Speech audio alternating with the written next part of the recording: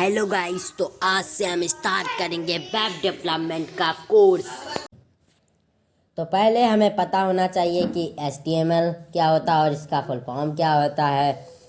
फिर हमें CSS पता होना चाहिए क्या होता है और इसका फुल फॉर्म क्या होता है। और फिर हम पढ़ेंगे GSS क्या होता है और इसका फुल फॉर्म क्या होता है। हमें ये सब पता होना चाहिए। तो चलो अब हम पढ़ते हैं HTML क्या होता है। तो हम पढ़ते हैं अब रूल ऑफ HTML के रूल्स क्या होते हैं। HTML stand for hyper text markup. HTML का फुल फॉर्म होता है हाइपर टेक्स्ट मार्कअप लैंग्वेज। तो अब हमें पता चल गया कि HTML का फुल फॉर्म क्या होता है।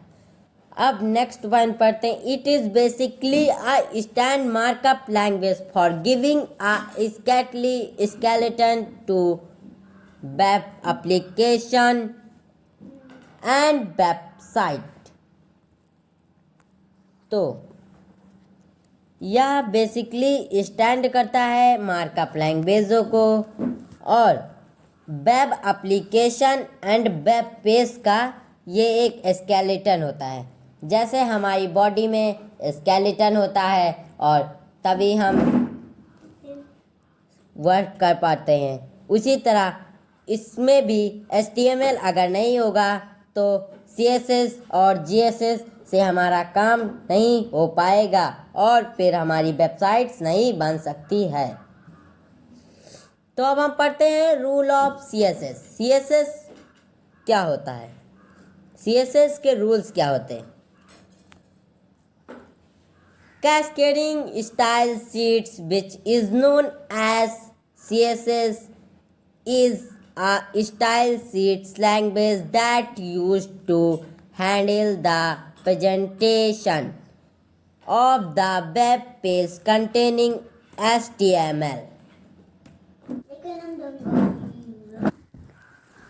Cascading style sheets which is known as CSS, ये हो गया हमारा CSS का फुल फॉर्म। तो अब हम आगे पढ़ते हैं। Style sheets language is use to handle the presentation of the web page containing HTML। तो स्टाइल शीट लैंग्वेज यूज होती हैं वेब पेज पे प्रेजेंट होती हैं और HTML को कंटेन करती हैं। तो हम दूसरा पढ़ते हैं, दूसरा point. It makes our websites beautiful and modern looking.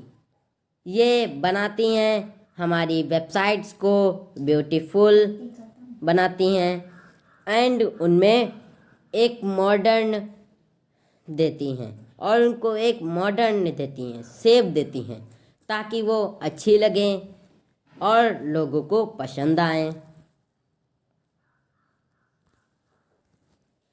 अब हम पढ़ेंगे रूल ऑफ GSS। GSS का फुल फॉर्म होता है JavaScript. JavaScript is often known as GSS। GSS का फुल फॉर्म भी हमने बताया था जावास्क्रिप्ट होता, तो वही इसमें कहा गया है कि GSS का फुल फॉर्म जावास्क्रिप्ट होता है। Is a high level dynamic interpreted programming language. ये हाई लेवल की डोमेनेटिक इंटरप्रेटिंग प्रोग्रामिंग लैंग्वेज होती है। हमने पहला पॉइंट पढ़ लिया। अब हमारा दूसरा पॉइंट आता है it alone client side scripting to create completely dynamic web application and website.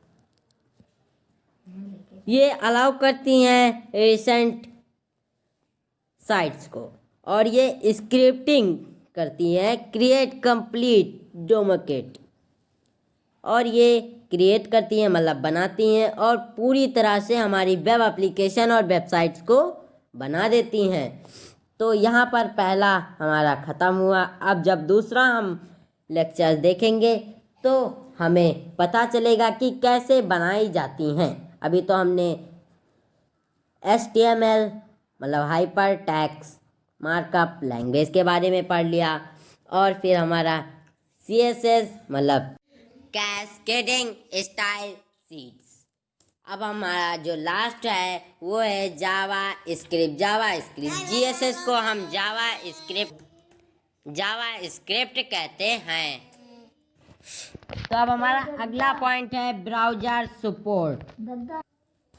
अब ब्राउज़र सपोर्ट में क्या आता है?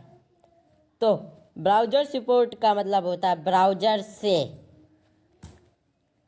तो हमें जब हम उसमें कोड करते हैं तो हमें क्रोम की ज़रूरत पड़ती है, या फिर हम क्रोम ले लें, या फिर हम माइक्रोसॉफ्ट एज ले लें, या फिर हम मोजो फायरफील्ड ले लें, या तो हम कंपास ले लें, या तो हम ओपरा ले लें।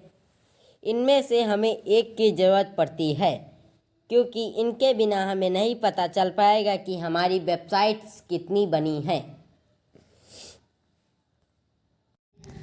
तो यहीं पर ख़त्म होता है हमारा लेक्चर नंबर 1।